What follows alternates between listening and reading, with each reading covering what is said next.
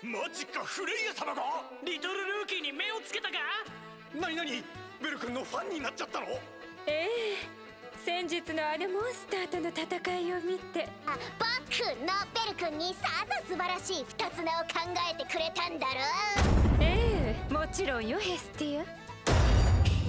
Specific episode, and this being episode number 6, was the most filler of filler episodes we've gotten. And if you've been following the channel for a while, it's very rare that we have to deal with filler episodes in this day and age. And the reason being, mostly now, is because most studios, when it comes to adaptations, have transitioned to 11, 12, or 13 episode seasons. So for the most part, they're cramming so much source material in very few episodes that we don't really get filler anymore.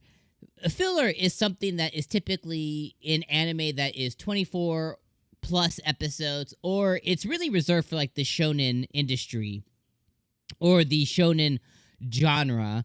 And we still get filler every now and then in anime like My Hero Academia or Black Clover, you know, things like that. But it's very rare that we get filler even in more recent anime, you know, DanMachi, Overlord, Log Horizon. You know, they don't really have too many filler episodes. So I was a little surprised and taken aback this episode of DanMachi, just because I feel like it's not needed or not deserving of it. And at the end of the day, this episode really only served to do one thing, and that was to create or to introduce the alias, which is 𝐒𝐻𝐿 second alias now, which is Rabbit's Foot, which I feel like has been mentioned already this season. And when I check my comments and I talk to you guys like that, it seems like, and I'm not a source material expert, as you all know, I am an anime only person.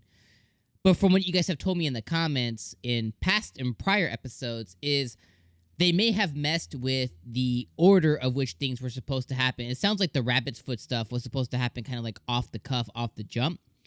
And it seems like they saved it for this episode. And outside of this episode serving as a catalyst to introduce us to his new alias, Rabbit's Foot, this episode didn't do anything else. It was essentially a recap.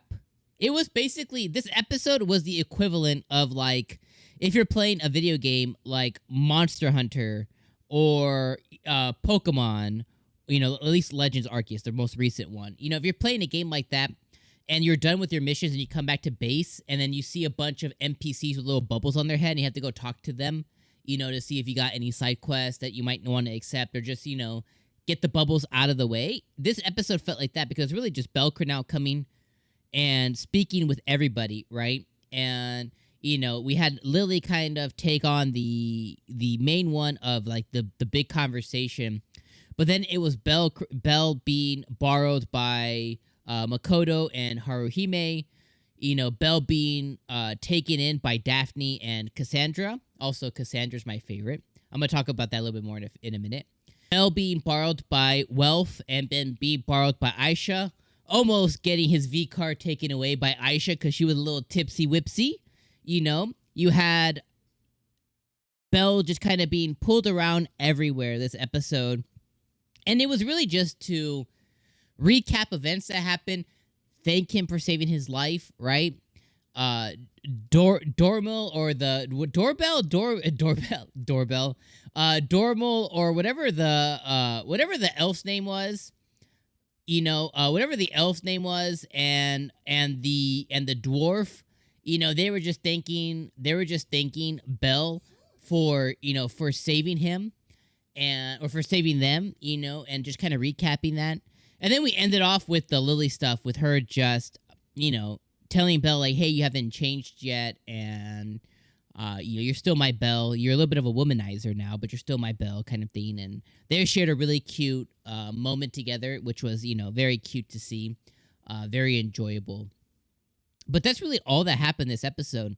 The main things that I will kind of note and point out that were important this episode For me, if you guys have been around, these past 6 episodes now, I'm a big Cassandra fan. I love Cassandra ever since they showed her in, I think it was season 2, where the Hestia Familia took over the Apollo Familia stuff.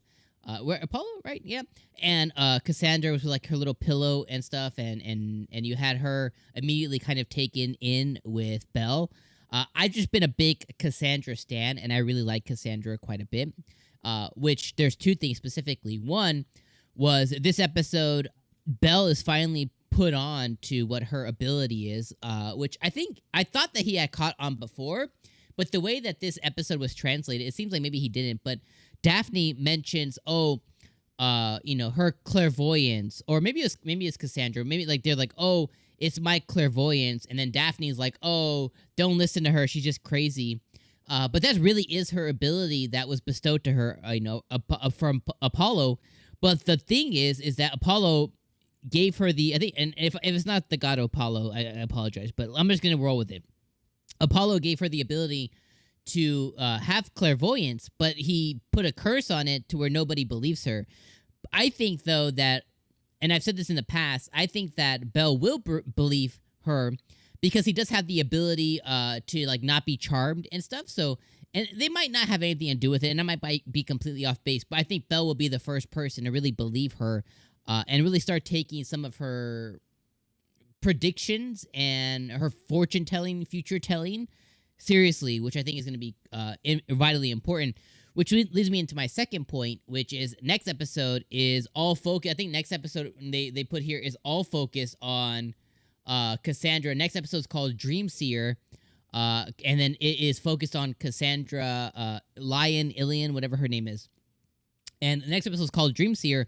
So I'm excited for next episode, although next episode still might not be that exciting.